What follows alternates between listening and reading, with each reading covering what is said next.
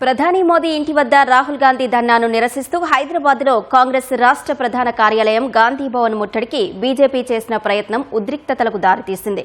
BJP రాష్ట్ర అధ్యక్షుడు రామచంద్రరావు నేతృత్వంలో నాంపల్లి ఎగ్జిబిషన్ గ్రౌండ్ నుంచి గాంధీ భవన్ వరకు కాషాయ శ్రేణులు ర్యాలీ బయలుదేరాయి. కాంగ్రెస్ కు వ్యతిరేకంగా పెద్ద ఎత్తున నినాదాలు చేశాయి. బారికేడ్లు పెట్టి బీజేపీ నేతలను పోలీసులు అడ్డుకున్నారు. ఈ క్రమంలో పోలీసులు బీజేపీ నేతలకు మధ్య తోపులాట వాగ్వాదం జరిగాయి. ఉద్రిక్తతల నేపథ్యంలో బీజేపీ తెలంగాణ అధ్యక్షుడు రామచంద్రరావును పోలీసులు అరెస్టు చేశారు. బీజేపీ శ్రేణులను అదుపులోకి తీసుకున్నారు. ఇలాంటి అరెస్టులకు భయపడబోమని, కాంగ్రెస్ పై పోరు కొనసాగుతోందని బీజేపీ రాష్ట్ర అధ్యక్షుడు రామచంద్రరావు చెప్పారు.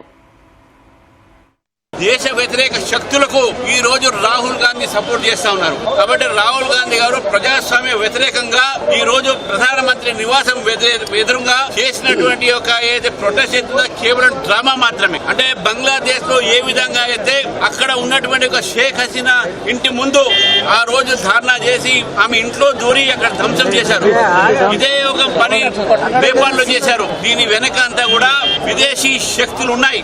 నేపాల్ లో జంజీని ఎట్లయితే రెచ్చగొట్టారు, బంగ్లాదేశ్ లో రెచ్చగొట్టారు, ఎట్లయితే ఈ రోజు భారతదేశంలో కూడా వీళ్ళు రెచ్చగొట్టే ప్రయత్నం చేస్తున్నారు. కానీ నాకు పూర్తి నమ్మకం ఉంది, భారతదేశంలో ఉన్న యువకులు, విద్యార్థులు, దేశభక్తులు దేశం కోసం ప్రాణాలు ఇస్తారు. కానీ ఇటువంటి ఒక విదేశీ తొత్తులకు వీళ్ళు లొంగరు.